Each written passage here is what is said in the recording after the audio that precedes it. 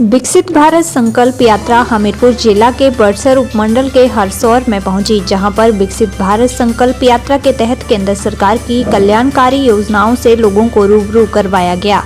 वहीं इस अवसर पर केंद्रीय मंत्री अनुराग सिंह ठाकुर ने भी शिरकत की। इस अवसर पर अनुराग ठाकुर ने मोदी सरकार की नीतियों और लोगों के लिए चल रही जन कल्याणकारी योजनाओं पर चर्चा की। इससे पहले भोटा कस्बे में भी विकसित भारत संकल्प यात्रा के तहत लोगों को जानकारी दी गई। केंद्रीय मंत्री अनुराग सिंह ठाकुर ने कहा कि विकसित भारत संकल्प यात्रा पीएम मोदी की सोच है और अगले 25 सालों में विकसित भारत बनना है। उन्होंने कहा कि पूरे देश में अच्छी शिक्षा, रोजगार के अवसर पैदा करने के साथ साथ आय के अवसर कैसे बढ़ें, इसके लिए भी काम किया जा रहा है। उन्होंने कहा कि विकसित भारत संकल्प यात्रा को पूरे देश में खूब सराहा जा रहा है और लाभार्थी भी अपनी बात बता रहे हैं।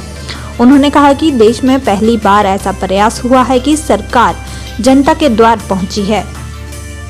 उनका स्वागत हमने अंदर किया। अमेरिका के राष्ट्रपति ने कहा मुझे तो आपके ऑटोग्राफ लेने चाहिए कि पॉप से ज्यादा भी किसी को मिलने ज्यादा लोग मेरे राष्ट्रपति के बंगले पर आए, व्हाइट हाउस पर आए, तो मोदी से मिलने आए। तो ऑस्ट्रेलिया के प्रधानमंत्री ने कहा मोदी इज द बॉस। तो हम सबको तो इस बात का गर्व होना चाहिए कि आपके वोटों के कारण मोदी देश के प्रधानमंत्री बने। इस सब की बधाई मैं जनता को देता हूं और आपको बहुत बहुत धन्यवाद करता हूं। विकसित भारत संकल्प यात्रा ये नरेंद्र मोदी जी की सोच है।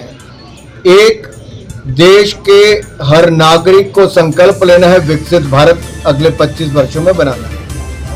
विकसित भारत मतलब ज्यादा सुविधाएं, ज्यादा बढ़िया सड़कें, ज्यादा अच्छी स्वास्थ्य की सुविधाएं, अच्छी शिक्षा, अच्छे रोजगार के अवसर। विकसित भारत यानी कि जैसे आपके संसाधन बढ़ेंगे, आय के अवसर बढ़ेंगे, वैसे ही लोगों के लिए और सुविधाएं बढ़ेंगी और हमारे देश एक नई ऊंचाइयों पर होगा। और इसके विकसित भारत संकल्प यात्रा को हर पंचायत में ले जाने का कारण एक है, जो लाभार्थी हैं वो वहां आकर मेरी कहानी मेरी जुबानी के माध्यम से अपनी बात बता सकें, अपना अनुभव बता सकें, और जिनको अब तक लाभ नहीं मिला वो अपने फॉर्म भरवाकर केंद्र की अलग अलग योजनाओं का लाभ उठा सके। तो देश में पहली बार ऐसा प्रयास हुआ है कि सरकार जनता के द्वार पहुंची।